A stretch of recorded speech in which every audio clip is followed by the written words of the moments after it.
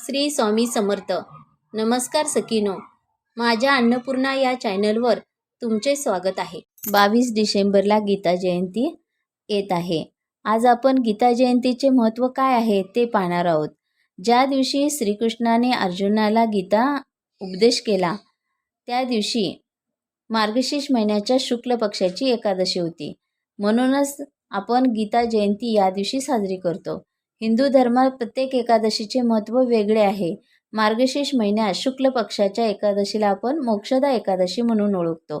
सुमारे 5000 वर्षापूर्वी ज्या दिवशी रणभूमीवर श्रीकृष्णाने धनुर्धारी अर्जुनाला जीवनाविषयक संदेश दिला तो मासातील हा दिवस म्हणजेच गीता जयंती. आपण म्हणून त्या दिवसाला आपण गीता जयंती म्हणून ओळखतो. बघा, एखाद्या ग्रंथांचा जन्मदिवस साजरा करणे ही अखिल विश्वातील गीतेची आगळी वेगळी विशेषता आणि महानता आहे. म्हणून थोर संत विनोबाजीने गीतेसंबंधी असे म्हटले आहे की माझे शरीर आईच्या दुधावर पोसले असले तरी त्यापेक्षाही माझे हृदय आणि बुद्धी यांचे गीतेच्या दुधावर अधिक पोषण झाले. गीता म्हणजे प्राणत्व होय. गीतरूपी अमृत भगवंतांनी धनुर्धर अर्जुनाच्या निमित्ताने जगाला दिले. गीतेने मानव समाजाला जगण्याची हिंमत आणि तेज दिले. जीवनाचा पुरुषार्थ दाखवला.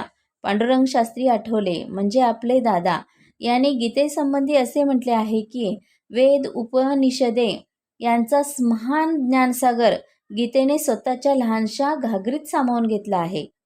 पांडुरंग शास्त्री सांगतात की निराशवादी मनुष्य गुलाबावरील काटे पाहतो, गीता त्याला काट्यामध्ये गुलाब पाहण्याची दृष्टी देते.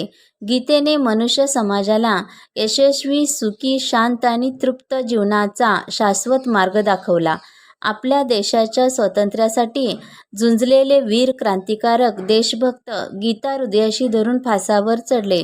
याचाच अर्थ असा की मृत्यूलाही हसतमुखाने सामोर जाण्याचे आत्मिक आणि मानसिक बळ शक्ती गीतेने दिली. विद्या प्राप्त करायची असेल तर माणसामध्ये विनम्रता, जिज्ञासा आणि सेवावृत्ती या 3 गोष्टी असायलाच पाहिजेत. असा जीवनाला दृष्टी देणारा संदेश गीतेने जगाला दिला. माझा हा छोटासा व्हिडिओ आवडला असेल तर लाईक, कमेंट आणि शेअर करायला विसरू नका.